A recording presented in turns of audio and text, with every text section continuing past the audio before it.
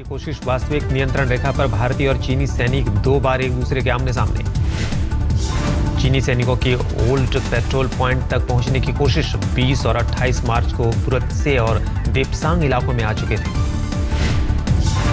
अपने मंसूबे में कामयाब नहीं हुए चीनी सैनिक। भारतीय सैनिकों ने घुसपैठ की कोशिश को विफल किया। चीनी सैनिकों की घुसपैठ की कोशिशों के बाद भारतीय जवान सतर्क। LAC के पास ऊंचाई वाले जगहों में बढ़ाई गश्त। अप्रैल 2013 में भी चीनी सैनिकों ने की थी घुसपैठ की कोशिश। PLA पर तंबू लगाने के बाद 3 हफ्ते तक रहा था गतिरोध। यमन से फिर भारतीयों का जत्था वायुसेना के विमान से मुंबई और कोच्चि पहुंचा। वतन लौटने पर सभी ने ली राहत की सांस। रविवार रात यमन में फंसे 225 भारतीयों को स्वदेश लाया गया। अब तक 1200 से ज्यादा भारतीय नागरिकों की हो चुकी है वापसी। महाराष्ट्र सरकार ने और रेलवे ने मुंबई से यात्रियों को घर पहुंचाने का उठाया जिम्मा। राज्य सरकार की तरफ से सभी को 3-3 हजार रुपए, रेलवे की ओर से घर पहुंचने का टिकट। यमन से लौटे भारतीयों के रिश्तेदारों ने ली राहत की सांस। वतन लौटकर कई यात्रियों ने सुनाई अपनी आप बीती। हालात तो बहुत बुरे उधर तो रात को निकलना मुश्किल है। सुबह 5 से शाम को 5 बजे तक निकल सकता है। लेकिन शाम को 5 बजे से सुबह 5 बजे तक जरा भी बाहर नहीं निकलेगा। अगर बाहर निकले तो गोली से भून देगा। आज बीजेपी का 35वां स्थापना दिवस। देश भर के बीजेपी दफ्तरों में कार्यक्रमों का आयोजन। स्थापना दिवस पर बीजेपी मुख्यालय में फोटो प्रदर्शनी का उद्घाटन करेंगे पार्टी अध्यक्ष अमित शाह। पार्टी नेताओं को भी करेंगे संबोधित। आज दिल्ली में पीएम मोदी राज्यों के पर्यावरण और वन मंत्रियों के सम्मेलन को करेंगे संबोधित। 2 दिनों तक चलने वाले सम्मेलन में सभी राज्यों के पर्यावरण मंत्री ले रहे हैं हिस्सा। सम्मेलन के दौरान पर्यावरण मंत्री प्रकाश जावड़ेकर सभी राज्यों से आए मंत्रियों से करेंगे मुलाकात। पर्यावरण से जुड़े मुद्दों पर होगी चर्चा। आज दिल्ली में कांग्रेस महासचिवों की बैठक। 19 अप्रैल को किसान रैली के आयोजन को लेकर होगी चर्चा। जम्मू कश्मीर के सीएम मुफ्ती मोहम्मद सईद का खुलासा। सरकार बनाने के लिए सोनिया और नेशनल कॉन्फ्रेंस ने किया था संपर्क। जम्मू कश्मीर के मुख्यमंत्री का बयान। मोदी के नेतृत्व में एनडीए को देश का बहुमत, इसलिए चुना मोदी का साथ। सोनिया जी का पहला निर्णायक आ गया पैगाम देने वाला। इस तरह से एक आंकड़े मांगते थे हमारे, ये कितने हैं 28, उनके 12 और कोई गिनते थे। फिर नेशनल कॉन्फ्रेंस का आ गया। मैंने कहा मुफ्ती आप एक टांग पर खड़ा नहीं हो सकते। गुलबर्ग में मुफ्ती के साथ मौजूद पर्यटन मंत्री महेश शर्मा ने कहा बीजेपी और पीडीपी की सरकार पूरे 6 साल तक चलेगी। और ये पक्ष जो बना मैं समझता हूँ पूरे 5 वर्षीय सरकार चलेगी। और आप देखेंगे कि ये देश के भी हित में होगी, जम्मू कश्मीर के भी हित में होगी, और आसपास के जो हमारे पड़ोसी जो हमारी इस रिश्तों की गरमाइश को खराब करने में लगे हुए हैं उनके मुंह पर एक अच्छा तमाचा होगा। बीजेपी को रोकने के लिए आरजेडी का जनता परिवार में विलय का फैसला। लालू ने पटना में किया ऐलान। एक झंडा एक निशान। अब बीजेपी को भगाने के लिए मांग रहा है हिंदुस्तान, तो हम लोग अपना बना लिया। लालू ने कहा मुलायम सिंह यादव हो गए जनता परिवार के नेता। विलय का औपचारिक ऐलान जल्द। रविवार को दिल्ली में मुलायम सिंह यादव से मुलाकात के बाद बोले नीतीश। कहा विलय को लेकर जल्द ही होगी घोषणा। विलय के बारे में सैद्धांतिक सहमति हो चुकी है और माननीय मुलायम सिंह यादव जी को उसके अधिकृत किया जा चुका है।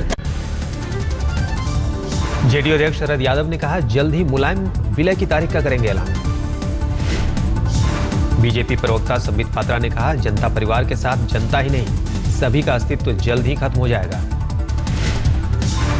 और जिस प्रकार के लोग इसमें मिले हैं, किसी के ऊपर भ्रष्टाचार का पुलिंदा बंधा हुआ है तो किसी के साथ बुरी तरह से अपने ही वजहों से हारने का पुलिंदा बंधा हुआ है। स्वाभाविक रूप से इतने नेगेटिविटी को लेकर ये हिंदुस्तान को आगे बढ़ाने की बात कहां से कर सकते हैं। सेंध लगाने की तैयारी। अम्बेडकर जयंती पर यूपी में दलितों के घर खिचड़ी भोज का आयोजन।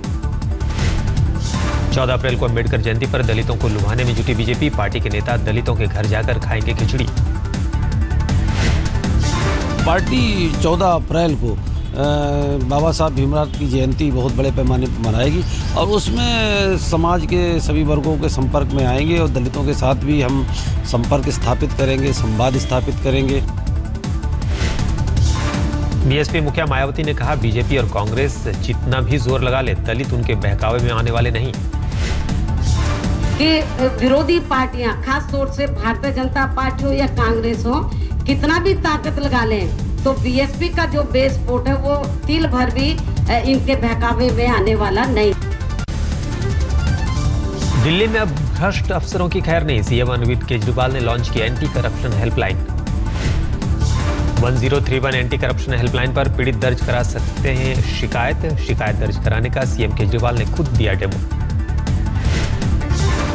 हाँ जी बोलिए। मेरा नाम विक्रम है। मैं अपना राशन कार्ड बनवाने के लिए गया था और मेरे से 2000 रुपए की रिश्वत मांग रहे हैं। केजरीवाल ने कहा, 5 साल में दिल्ली को भ्रष्टाचार मुक्त कर दुनिया के 5 शहरों में करेंगे शुमार। मैं आज आपको यह यकीन दिला रहा हूं, 5 साल के अंदर मैं बड़ी बात नहीं करता। ईमानदार शहरों की सूची में दिल्ली को कम से कम टॉप के 5 शहरों के अंदर, दुनिया के टॉप के 5 शहरों के अंदर लाके खड़ा कर। बीजेपी ने कहा, भ्रष्टाचार खत्म करने के लिए इच्छा शक्ति की जरूरत, हेल्पलाइन से काम नहीं चलेगा। हम क्या कहना चाहते हैं इस हेल्पलाइन को दोबारा से, और पहली चीज ये लॉन्च नहीं की गई है, इसको दोबारा से रीलॉन्च किया गया। सरकार में, पुलिस के अंदर, सभी डिपार्टमेंट्स के अंदर भ्रष्टाचार को रोकने के लिए तरह तरह की हेल्पलाइन, तरह तरह के साधन हैं जिससे आप भ्रष्टाचार को रोक सकते हैं। बीजेपी सांसद मीनाक्षी लेखी ने कहा, जो लोग दूसरों को स्टिंग ऑपरेशन करने की सलाह देते हैं वो खुद स्टिंग में फंस जाते हैं। कांग्रेस नेता अजय माकन का आम आदमी पार्टी पर निशाना।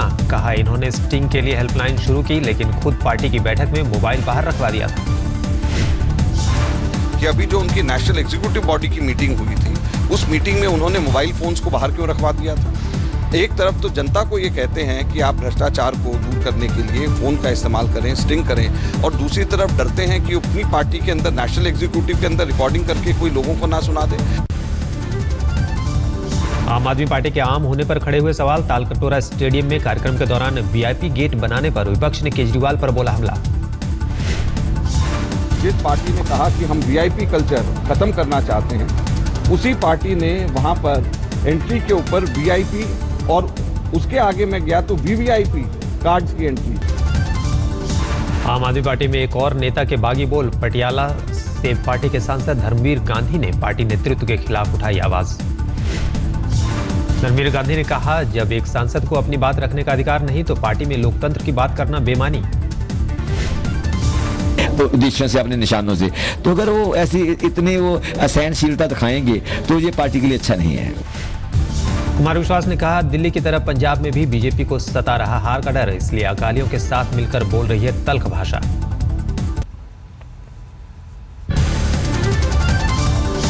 मध्य प्रदेश के मुरैना में रेत माफिया के डंपर ने कांस्टेबल को कुचला, कांस्टेबल की मौके पर ही मौत। कांग्रेस ने शिवराज सरकार पर बोला हमला। कहा, मध्य प्रदेश में माफिया राज कोई सुरक्षित नहीं।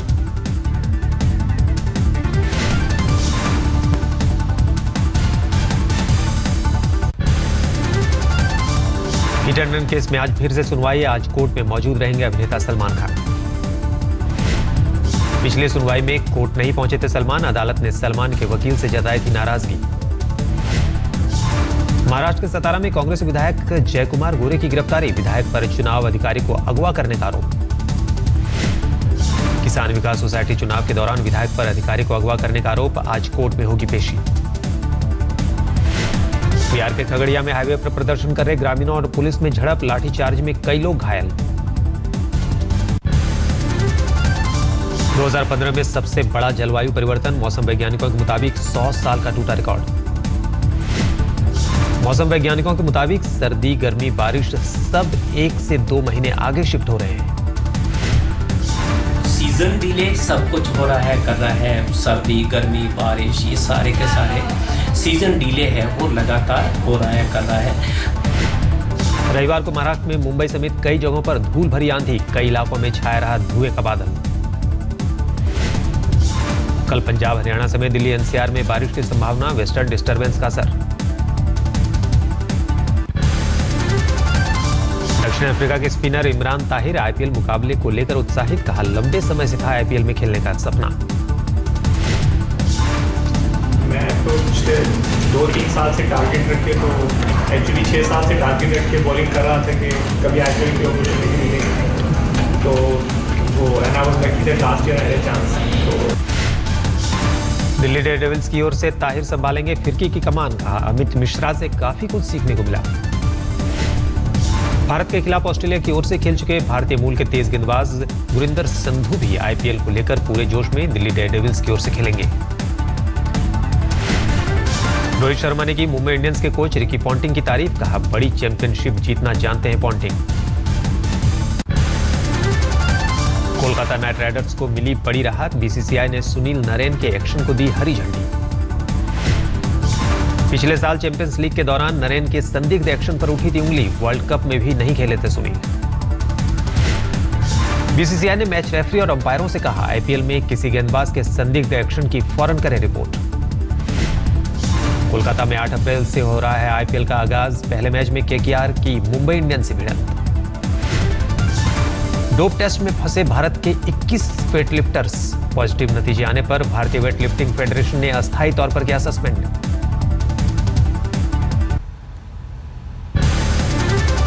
बांग्लादेश में तूफान में 24 से ज्यादा लोगों के मारे जाने की खबर, सैकड़ों लोग जख्मी, कई घर तबाह। यमन में सेना और विद्रोहियों के बीच झड़प में 12 लोगों की मौत, रिहायशी इलाकों में भी बर्फबारी। उत्तरी चीन के कई शहरों में भारी बर्फबारी से आफत, शनिवार से जारी बर्फबारी के कारण आम जनजीवन अस्त व्यस्त। इटली में नेवी और कोस्ट गार्ड ने 5 अलग अलग नावों से 1500 प्रवासियों को रिहा कराया, समंदर में ऑपरेशन के बाद रिहाई।